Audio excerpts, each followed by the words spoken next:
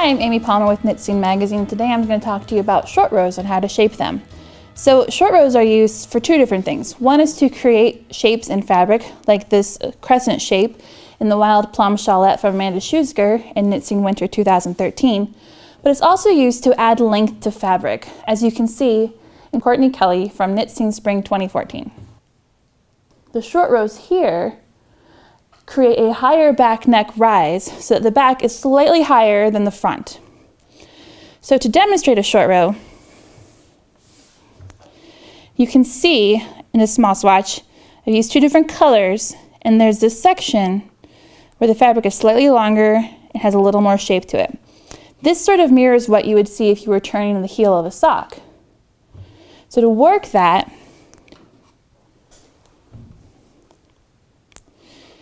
I've got this other swatch going, and I'm only using two colors to demonstrate what I'm actually doing. Normally, in most fabrics, you would use the same color.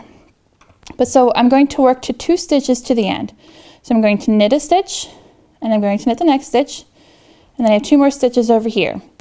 Now, we usually use a wrap and turn short row, which means we're going to bring the yarn to the front, slide the stitch from the left-hand needle to the right-hand needle, wrap the yarn around it and bring it back to the back, and then slip this stitch back to the left needle.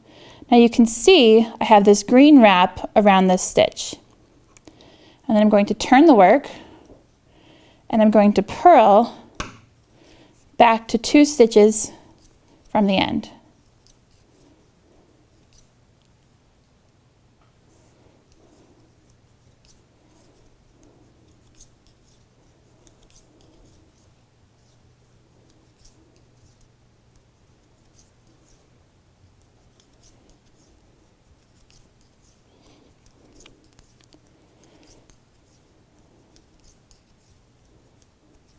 So we're now at 2 stitches to the end. I'm going to do the same thing. I'm going to bring the yarn between the needles, slip the stitch from the left-hand needle to the right-hand needle, bring the yarn back around, and then slip the stitch back to the left-hand needle. Now you can see again, I wrapped this stitch. It's harder to see because they're the same color, but you can see how this stitch is pulling right there. So to work short rows, you would just keep working back and forth in that nature until you had worked the required number of rows for your pattern.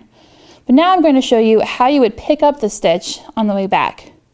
So we're going to knit to our wrapped stitch,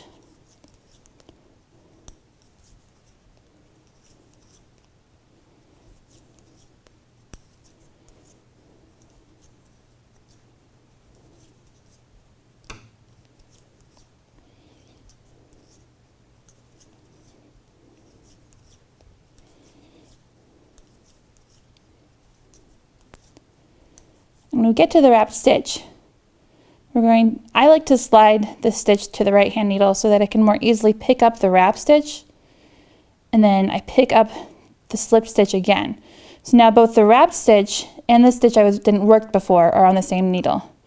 And I'm just going to knit these two together, and then I'm going to knit the next stitch.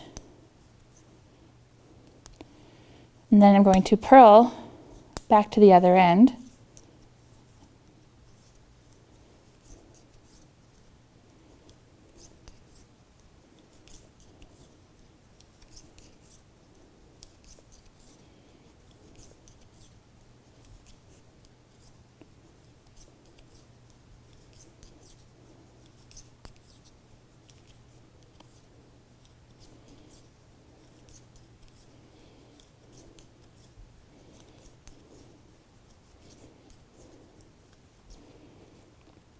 I'm going to slip the stitch to the right hand needle, pick up the wrap again, put the stitch back on the left hand needle, and just purl these two together, and then purl the last stitch.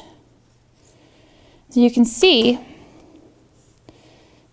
that I've added just a little bit of length to the center section here so that it's slightly longer than it is on the ends, but not too much longer. So that's how you work a wrap and turn short row.